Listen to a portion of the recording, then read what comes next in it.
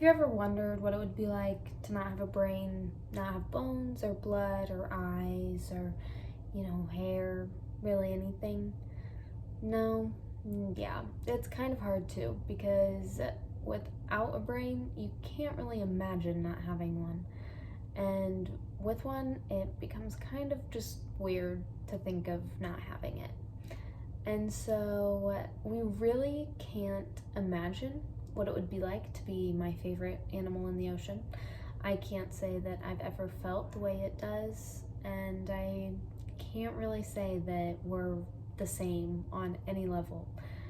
But they are incredibly resilient and have been around for thousands of years and will continue to be around for thousands of years, long past when I am no longer here. But they are really just doing their best, and that is why I love them so much, and that is why I chose them to talk about today, as far as how they are doing with climate change. So, to finally introduce them and give them the proper introduction that they deserve, I will be talking about how jellyfish, like this guy, but less complex because this guy has more to him than a normal jellyfish, and how they are reacting and working with the things that are happening in the oceans right now, and how it's projected to look for them as climate change continues to be a very heavily discussed and debated topic about what to do about it.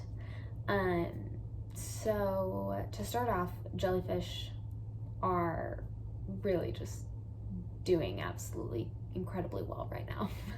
They are not one of the organisms that we are worried about. They're not an organism that we fear for their success because they simply don't have enough to them to be impacted by the things that are happening right now. With them being 95% water, they don't have anything that really needs to be regulated that is impacted by the environment, really.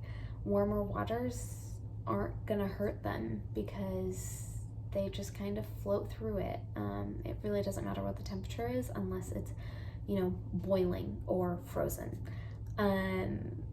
So yeah, and even in areas that are super polluted and have no oxygen or very little oxygen, jellyfish can still live there because they need very little oxygen to survive because they don't have organs that require it. And so that is all good for them.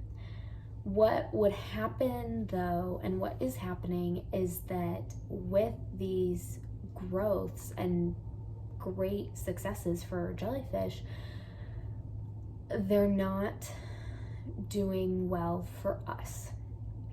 Kind of, that was weird, but they're doing so well that it's not good for us. Their increase in populations affects our beaches. People are getting stung more frequently, and stings were already pretty prominent on beaches, but jellies are just getting closer and closer because warmer waters means they can go more places. And so their stings are getting more frequent. They're getting closer to factories and stuff, and they're hurting fishing communities that are trying to fish and only catching jellyfish. They're hurting factories that use sewers and stuff, and they're clogging those. So they're not helping us in their success in the environment right now. But it's kind of hard to mitigate them because there's nothing we can really do that will harm them besides fishing them. But we're fishing the things that would normally eat them. So tuna, sharks, sea turtles, that would normally kind of help mitigate the jellyfish population problem, and we're fishing them and we're killing them, and then they can't eat the jellyfish. So the jellyfish population is just kind of growing unchecked right now, and will continue to do so until something gets put in place to stop it. So that is really like what is going on as far as jellyfish go. They're kind of just doing whatever they want because there's nothing to them.